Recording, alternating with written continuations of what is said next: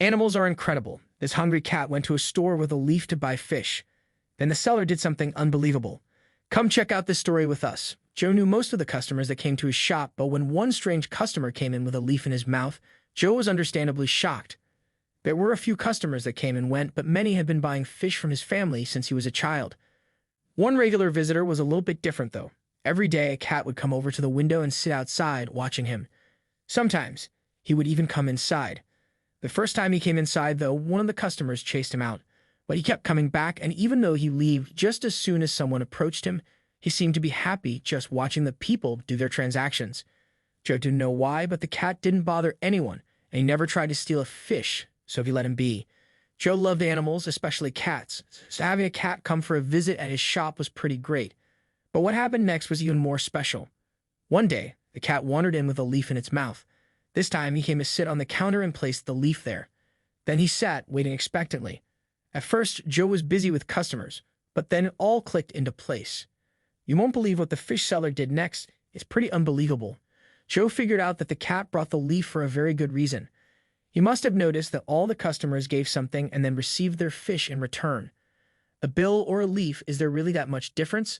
Not enough for the kitty to notice. Joe had two choices. He could treat the cat as a paying customer, or he could chase him out. What he did was shocking. Joe decided that he wouldn't turn any paying customer away, even if they were only paying with a leaf. He gave the cat a nice piece of fish for his troubles, which the feline grabbed before running off. Joe just hoped the rest of his customers wouldn't pick up on the fact that they could pay with leaves. But once the cat understood he could trade a leaf for a fish, he quickly became a regular customer. Every single day, he would bring his leaf to the fishmonger and get a little fish or a piece of fish for his dinner.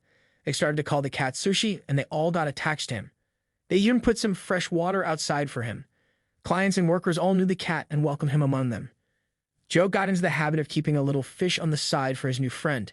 But one day, that tiny fish would fill his heart with terror. It was a really busy day at the store. People came and went, but even though they all knew to keep an eye out, they didn't see their favorite furry customer come in at all. By the end of the day, Joe was starting to close the door when he realized that the little fish was still on ice and hadn't been claimed for that day. Why hadn't the cat come in to get his food?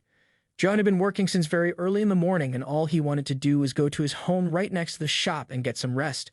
But his worry about the cat overshadowed his fatigue. He wouldn't be able to rest until he knew that Sushi was okay. But where would he start searching? First, he started around the shop and searched in the park across the road. Then he climbed into his car and drove around the neighborhood.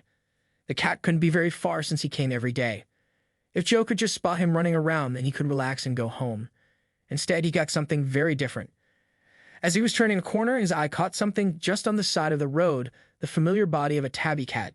But the cat wasn't moving. He was curled into a ball, and it was almost a miracle that Joe spotted him at all. He looked so small where he lay. Joe pulled in the side of the road and got out. It was definitely Sushi, but the side of his body was bloody. For a moment, Joe's heart skipped a beat. He was almost afraid to check if the cat was breathing. Then Sushi turned his head and looked at Joe. His eyes seemed to be begging for help. Sushi was always full of life, and his eyes always seemed mischievous to Joe. Now they were just full of pain. It looked like a car had run him over, and the cat had just enough strength to crawl out of the road. He seemed close to death. Joe scooped him up and carried him in his jacket back to the car. He searched the internet and found a vet in the next town over. When Joe phoned them, he got their voicemail they were closed. Joe lay his head on the steering wheel and almost cried. He didn't know how to help the cat, whom he considered a friend now. Then the voice message on the vet's answering service went on to give an after-hours emergency service. There was hope after all. As quickly as he could, Joe drove to the town. He was frightened that there would be traffic that would slow him down. Sushi's breath was hampered, and that made Joe hold his own breath. He didn't know if he was going to be on time. He got to the vet. Joe had never been so relieved to see other people in his life. They took Sushi from him and checked out his injuries. The poor cat had to be in a lot of pain. He had an ugly wound and had lost a lot of blood. He also had a few broken ribs, and one of them had punctured one of his lungs. That's why he was breathing so heavily. They had to perform an emergency operation to help him. He made it through the procedure, but was still in rough shape. The vet told Joe that he had to go home, and if Sushi made it through the night, he might have a shot. But they made no promises. The cat was very sick. The next day, Joe had to open his shop first. Then he left his employee in charge and went to find out what was happening with Sushi. The vet and Joe went to the back. There was Sushi, still alive but on oxygen and with tubes coming out of him. He looked so sad, but at least he was alive. They had a bit more hope than they had the night before. For days, it was touch and go, but eventually, they could take him off oxygen, and he started to improve. He even started to get excited when Joe went to visit him. It was amazing. When they told Joe that Sushi could start to eat solid foods again, he brought him something special, small pieces of fish cut up into little bites that the cat could enjoy. It gave him great joy to see how much Sushi enjoyed the fish. The time finally came when Sushi was ready to go home. But the problem was that he didn't have one. They checked and the cat wasn't microchipped. They tried everywhere to find his family, but no one came forward. That meant that the cat had nowhere to go. They didn't want to let him go just to live on the street again, so he would go to a shelter. What happened next is seriously heartwarming. The day that he was set to be released, Joe came to get Sushi. He wasn't going to allow him to go to some shelter. Joe adopted the cat and took him home. He had set up a whole section for the cat, a scratching post, a cat bed, and a sandbox. But the best part was that he had bought Sushi a bunch of cat toys.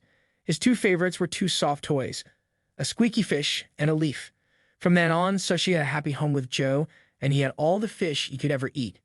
He didn't even have to pay for them. Plus, he often got to hang out with his friends at the fish shop too, before going home to his nice warm bed. A customer had become family. Thanks for watching. Join us again for more great stories.